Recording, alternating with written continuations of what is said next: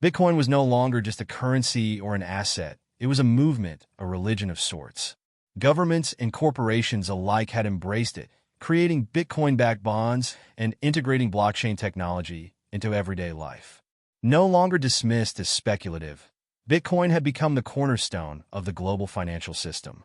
When its price crossed $100,000, even the skeptics started piling in. News networks ran 24/7 coverage of Bitcoin Mania, and influencers on every platform boasted about their newfound wealth. For some, Bitcoin wasn't just an investment. It was their ticket to early retirement, private jets, and dream vacations. By the time Bitcoin hit $400,000, rationality had long been abandoned. Social media buzzed with memes of Lamborghinis, moon landings, and billion-dollar portfolios. People mortgaged their homes, cashed out their retirement accounts, and even sold family heirlooms to buy into what seemed like a never-ending ascent. But as the saying goes, what goes up must come down.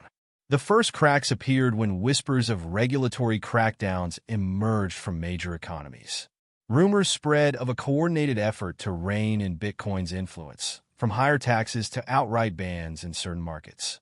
Then came a sudden sell-off by a major institutional holder, sparking panic.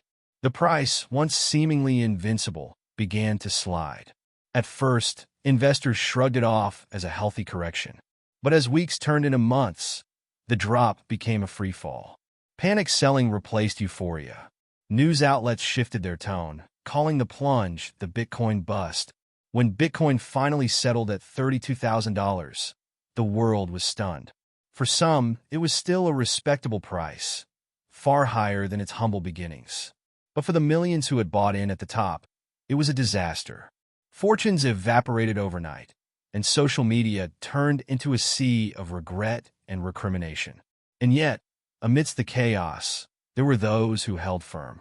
They remembered the cycles of the past, the countless times Bitcoin had been declared dead, only to rise again. Bitcoin was more than a number on a screen. It was an idea, a defiance of centralized systems. And for those who believed, it was a matter of time before it soared again. In the aftermath of the crash, a new narrative emerged. The survivors of the Great Correction were the ones who understood that markets, like life, are a roller coaster. And those who learned from the rise and fall, they were already planning their next ascent.